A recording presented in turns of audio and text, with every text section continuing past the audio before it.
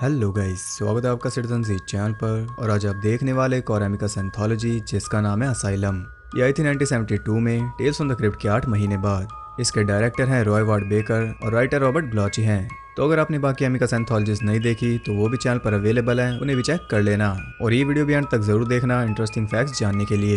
तो ज़्यादा देर ना करते हुए जल्दी से स्टोरी स्टार्ट करते हैं।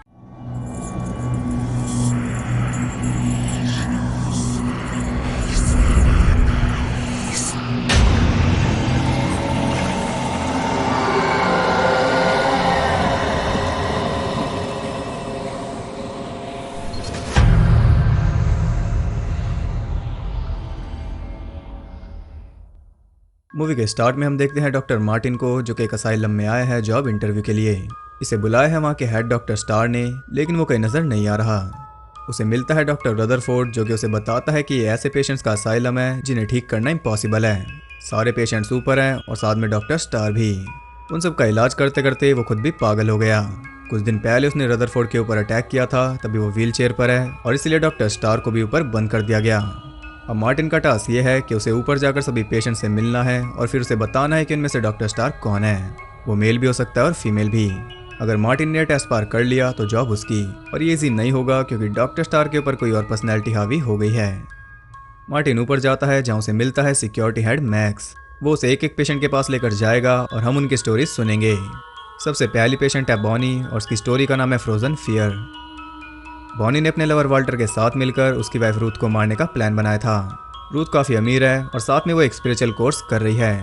वाल्टर की भाषा में कहूँ तो वुडू सीख रही है, यानी कि काला जादू। आज ही वो दिन है जब रूथ को मारकर वो दोनों फरार हो जाएंगे। और आज ही रूथ एक ब्रेसलेट लाई है जिसके ऊपर सांप बने हैं। उसके मुताबिक वो उसे इविल से बचाएगा। रूथ बॉनी के बारे में जानती है क्योंकि पिछले महीने ये दोनों पकड़े गए थे और वाल्टर ने रूथ से डिवोर्स मांगा था, लेकिन उसने नहीं दिया और ना ही वो देगी। ये बात उसने क्लियर कर दी है। खैर वो उसे बेसमेंट में लेकर जाता है एक सरप्राइज के लिए। वो एक फ्रीजर लेकर आया था जिसे देखकर वो काफी खुश हो रही थी क्योंकि वो उनके काम आएगा, लेकिन असल में काम वो आएगा वाल्टर के। यहाँ वो एक कुल्हाड़ी से अटैक करके उसे मार देता है और उसके बाद उसकी बॉडी के कई टुकड़े करके उन्हें अच्छे से रैप करके फ्रीजर में ही डाल देता है। कुछ इस तरह इसके काम आ रहा है। खैर वो ब्रेसलेट बाहर ही रह गया था, इसलिए वो उसे भी अंदर डाल देता है और शायद ये उसे नहीं करना था। फोन करके वो बॉनी को बुला लेता है और उसके बाद वो थोड़ा रिलैक्स कर रहा था, लेकिन इसकी क्या ही जरूरत है, कुछ देर में वो रिलैक्स होने ही वाला है। अचानक उसे पेपर की आवाज़ सुनाई दे रही थी। वो देखता है कि रूथ का सर लुढ़कता हुआ उसके पास आ गया जबकि फ्रीजर में बंद था। वो उसके ऊपर बॉटल फेंकता है और तभी वो गायब हो जाता है। कहीं ये इसका वहम तो नहीं। ये कंफर्म करने के लिए वो नीचे जाता है और देखता है कि फ्रीजर खुला हुआ था। जैसे ही वो उसके पास पहुंचता है, रूथ का हाथ उसकी गर्दन पकड़ लेता है और अब बस ये रिलैक्स ही करेगा। कुछ देर बाद बॉनी भी वहां पर पहुंच जाती है और वाल्टर को घर में ना पाकर वो भी हैरान थी। तभी बेसमेंट का दरवाजा अपने आप खुल जाता है और वो भी चुपचाप बेसमेंट में पहुंच जाती है। How smart. वो देखते हैं कि वाल्टर तो फ्रीजर में रिलैक्स कर रहा है, इसलिए वो जल्दी से ऊपर भागती है, लेकिन उसके रास्ते में आ जाता है रूथ का कटा हुआ सर, जो कि काफी भारी सांसें ले रहा था। शायद बॉनी को देखकर उसका खून खौल रहा है। वो पीछे हट जाती है, लेकिन यहाँ और भी पार्ट्स उसकी सेवा में हाजिर थे। एक बॉडी पार्ट उसके पीछे पड़ा हुआ था, इसलिए वो कुल्हाड़ी उठाकर उन पर अटैक करती है और तभी एक हाथ पहुंच जाता है उसके मुंह तक। फिर भी वो नहीं रुकती, वो अटैक जारी रखती है। कुछ इस तरह वो पागल हो गई और पहुंच गई इस असाइलम में।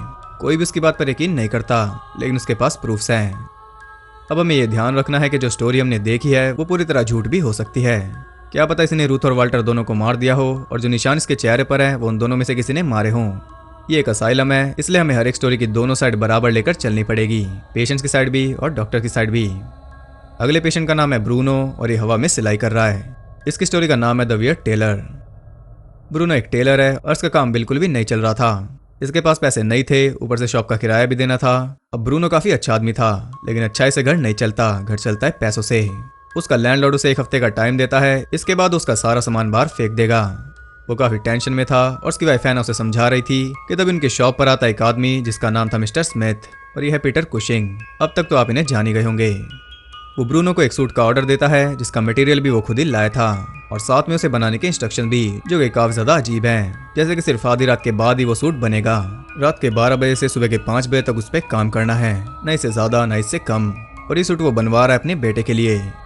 ब्रूनो भी कोई सवाल जवाब नहीं करता क्योंकि उसे 200 पाउंड्स मिलेंगे जो कि उसकी सारी प्रॉब्लम हल कर देंगे। यहाँ उनके बीच डील हो गई। आज रात से ही वो काम पर लग जाता है।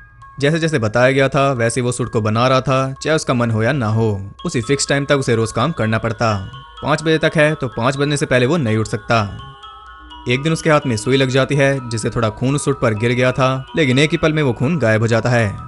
वो दोनों ही देखकर हैरान थे कि आखिर ये क्या मटेरियल है। खैर कई रातों तक हार्डवर्क करने के बाद वो सूट रेडी हो चुका था। ब्रूनो मिस्टर स्मिथ के घर जाता है उसे डिलीवर करने के लिए, और सूट देने के बाद वो अपने पैसे मांग रहा था। तब स्मिथ कहता है कि पैसे वो अकाउंट में डाल देगा, लेकिन ब्रूनो को भी कैश चाहिए, नहीं तो कल उसका सामान उसे बाहर मिलेगा। स्मिथ कहता है कि मेरी भी वही हालत है जो तुम्हारी है, लेकिन जैसे ही मेरा बेटा वापस आएगा मैं फिर से अमीर हो जाऊंगा। अपना सारा पैसा लगाकर उसने एक बुक खरीदी जो कि उसके बेटे को वापस लाने में काम आएगी। उसकी बात सच है, क्योंकि उसका घर एकदम खाली है, वहां पर एक भी चीज नहीं है, क्योंकि उसने सब कुछ बेच दिया। ब्रूनो के सामने एक रूम था और उसे लगता है कि शायद सब कुछ इसी के अंदर होगा, इसलिए वो अंदर पहुंच जाता है और अंदर जाकर उसके होश उड़ गए थे, क्योंकि वहां कॉफिन में एक डेड बॉडी रखी थी। वो बॉडी उसके बेटे की, उसे वापस लाने की बात चल रही थी, यानी कि उस सूट को पहनाकर उसका बेटा फिर से जिंदा हो जाएगा। और ये तरीका लिखा था उस बुक में, सारे इंस्ट्रक्शन भी उसी में थे। स्मिथ उस बुक को फॉलो कर रहा है। खैर ब्रूनो को इस सबसे क्या लेना देना, वो अपने पैसे मांगता है तो स्मिथ उसके ऊपर गन पॉइंट कर देता है। यहाँ इनके बीच थोड़ा स्ट्रगल होता है, जिसमें गोली चल जाती है और मारा जाता है स्मिथ। ब्रूनो जल्दी से वो सूट लेकर भागता है और जाते जाते वो बुक भी उठा लेता है। घर जाकर वो एना को कहता है कि इस सूट को जला दो, और खुद वो उस बुक को देख रहा था। बुक देखकर वो डिसाइड करता है कि इसे भी जला देना चाहिए, लेकिन वो आग तो जली नहीं रही। वो देखता है कि सूट को जलाने के बजाय एना ने उसे एक मैनिक्विन को पहना दिया, जिसका नाम है ऑटो। यह ब्रूनो उसे बता देता है कि उसने मिस्टर स्मिथ को मार दिया। ये सुनकर वो पुलिस को कॉल करने जाती है और ब्रूनो उसे रोक रहा था। इस सब के बीच वो सूट अपना कमाल दिखाकर ऑटो को जिंदा कर देता है और ऑटो पहुंच जाता है ब्रूनो के पास। वो सीधा उसका गला पकड़ लेता है। ये थी उसकी स्टोरी। उसकी स्टोरी पर किसी ने यकीन नहीं किया, तभी तो वो यहाँ पर है। अब दूसरी साइड ये है कि पैसा ना मिलने पर गुस्से में उसने स्मिथ को मार दिया होगा, क्योंकि कई रात जाग कर उसने वो सूट बनाया था, और जब घर आकर उसने ये बात एना को बताई होगी तो उसने पुलिस को बुलाया और कुछ इस तरह वो यहाँ पर आ गया। यह है लॉजिकल साइड। अगले पेशेंट का नाम है बारबरा और इसकी स्टोरी का नाम है Lucy comes to stay. Barbara पहले भी एक असाइलम में रह चुकी है। जब वो वहां से निकली थी तो उसका भाई जॉर्ज और नर्स हिगिंस उसका ध्यान रख रहे थे, जो कि उसे पसंद नहीं था, क्योंकि उसे लगता था कि उसके ऊपर नजर रखी जा रही है। उसे लगता था कि वो एकदम ठीक है और ये सब फालतू में इसके आगे पीछे घूमते हैं। नर्स भी ये ट्राई करती थी कि वो ज्यादा टाइम सोती रहे, क्योंकि कुछ तो ऐसा जरूर है जिस वजह से इतनी सावधानियां बरती जा रही हैं। बिना बात के तो ये असाइलम गई नहीं होगी। नर्स भी पूरा दिन उसी घर में रहती थी, बल्कि उसका और बारबरा का रूम साथ में था, ताकि वो अच्छे से देखभाल कर पाए, लेकिन बारबरा इस बात से खुश नहीं लगती। एक दिन नर्स को पता चलता है कि उसकी मॉम का एक्सीडेंट हो गया, इसलिए वो तो वहां से चल देती है और उसके जाने से बारबरा काफी खुश थी। उल्टी सीधी दवाइयां खाकर वो पूरा फायदा उठा रही थी। जॉन नर्स को छोड़ने गया था और उनके जाते ही वहां पर पहुंच जाती है लूसी, जो कि बारबरा की बेस्ट फ्रेंड है। यहाँ में पता चलता है कि नर्स की मॉम का कोई एक्सीडेंट नहीं हुआ, उसे भगाने के लिए झूठा फोन इसी ने किया था। वो बारबरा को जॉर्ज के खिलाफ भड़का रही थी। असल में ये घर बारबरा के नाम पर है और उसे यहाँ पर कैद किया हुआ है। लूसी कह रही थी कि तुम्हारा भाई तुम्हें मारना चाहता है ताकि ये घर उसका हो जाए। वो भी इस बात पर यकीन कर लेती है, क्योंकि जॉर्ज पहले भी उसे असाइलम भेज चुका है, और अगर वो हमेशा के लिए दूर हो जाएगी फिर तो जॉर्ज की ऐश है। लूसी कहती है कि बचने के लिए हमें यहाँ से जाना होगा, लेकिन अभी वो नहीं जा सकते। रात को जब जॉर्ज सो जाएगा तब वो निकलेंगे, ये उनका प्लान है। जॉर्ज भी वापस आ जाता है और वापस आते उसके पास नर्स की कॉल आती है और वो बताती है कि मैं वापस आ रही हूँ, क्योंकि मेरी मॉम एकदम ठीक है। जब वो फोन पर बात कर रहा था तभी लूसी उसकी चाय में कुछ मिला देती है। चाय पीते ही उसका काम हो गया था। इसके बाद वो जाकर बारबरा को उठाती है और इतने में वो तैयार हो रही थी, वो बाकी बच्चा काम भी कर लेती है, जैसे कि फोन की तार काटना और जॉर्ज को जान से मारना। ये तो प्लान में नहीं था। खैर उनके जाने से पहले नर्स भी वहां पर पहुंच गई थी और जॉर्ज को मरा देखकर वो पुलिस को कॉल करती है, लेकिन फोन तो नहीं मिलने वाला। तो वो जाती है बारबरा के पास, पर यहाँ लूसी उसे भी मार देती है। कुछ इस तरह लूसी ने उसे फ्री कर दिया और वो फिर से असाइलम में पहुंच गई, क्योंकि लूसी और कोई नहीं बल्कि वो खुद ही है। वो उसी की एक पर्सनैलिटी है जिसे वो यूज करती है मर्डर्स के लिए, इसलिए वो पहले भी असाइलम में गई थी और इसी वजह से उसके ऊपर नजर रखी जा रही थी। यही वजह है कि नर्स चाहती थी कि वो सोती रहे। ये कहती है कि लूसी ने मर्डर्स किए, लेकिन लॉजिकल बात यह है कि लूसी ये खुद है। इसी आईने से आपको बाकी स्टोरीज को भी देखना होगा। आखिरी पेशेंट है डॉक्टर बायरन और इसकी स्टोरी का नाम है मैनिक्विन्स ऑफ हॉरर। बायरन एक खतरनाक डॉक्टर है, क्योंकि ऐसा एक्सपेरिमेंट कर रहा है जिसे सुनकर आप भी चौंक जाओगे। इसने कई सारे छोटे पुतले बनाए हैं जिनके फेस एकदम रियल लगते हैं, और इसका कहना है कि इन सब के अंदर रियल ऑर्गन्स हैं, बिल्कुल जैसे किसी इंसान के अंदर होते हैं, और इसका मोटिव है उन सब के अंदर जान डालना। वो सोल ट्रांसफर के ऊपर काम कर रहा है, यानी कि वो किसी इंसान की आत्मा को एक मैनिक्विन में डालेगा और वो बिल्कुल वैसे ही काम करेगा जैसे एक इंसान करता है। उसने अपना खुद का एक मॉडल बनाया है जो कि आप चेहरा देखकर ही बता सकते हो, और उसका कहना है कि मैं खुद को इसके अंदर शिफ्ट कर लूंगा। सोल का सिर्फ कुछ ही हिस्सा ट्रांसफर होगा, जिससे दोनों बॉडीज कनेक्ट हो जाएंगी और अपने शरीर में रहकर ही बायरन उसे कंट्रोल कर पाएगा। अब ये वो करेगा कैसे? ये वो करेगा कंसंट्रेशन से, यानी कि ध्यान लगाकर। खैर बायरन डॉक्टर रदरफोर्ड से काफी गुस्सा है क्योंकि उसने इसका साथ नहीं दिया। अब मार्टिन को जितना जानना था उसने जान लिया। अब वो नीचे जाकर बताएगा कि उसके हिसाब से डॉक्टर स्टार कौन है। वो जाकर रदरफोर्ड से बात कर रहा था और इधर बायरन ध्यान लगा रहा है। कुछ ही देर में वो सक्सेसफुली अपनी सोल ट्रांसफर कर लेता है। अब एक पुतले में बैठकर वो आराम से नीचे जा रहा था। मैक्स से बचते बचाते वो नीचे पहुंच जाता है और उसका शिकार है रदरफोर्ड। एक स्केपल से स्टैब करके वो उसे मार देता है। वो पुतला काम पूरा करके चुपचाप जा रहा था, लेकिन तभी मार्टिन उसे कुचल देता है और हम देखते हैं कि उसके अंदर तो सच में असली ऑर्गन्स थे। अब क्योंकि ये मर गया और इसके अंदर बायरन की सोल थी, इसलिए वो भी मर गया। यानी कि इसकी ह्यूमन बॉडी का भी यही हाल है क्योंकि ये दोनों कनेक्टेड थे। अब मार्टिन भागकर ऊपर जाता है मैक्स के पास और मैक्स बताता है कि बायरन की बॉडी क्रश हो गई। यह मार्टिन बताता है कि वो समझ गया था कि बायरन ही डॉक्टर स्टार है। वो मैक्स के ऑफिस में जाता है पुलिस को कॉल करने के लिए और वहां पर से मिलते एक डेड बॉडी जो कि लगभग 2 दिन पुरानी है और उसे गला घोटकर मारा गया था। मार्टिन पूछता है कि ये कौन है, तो वो कहता है कि मैक्स। यहाँ रिवील होता है कि असल में ये डॉक्टर स्टार है।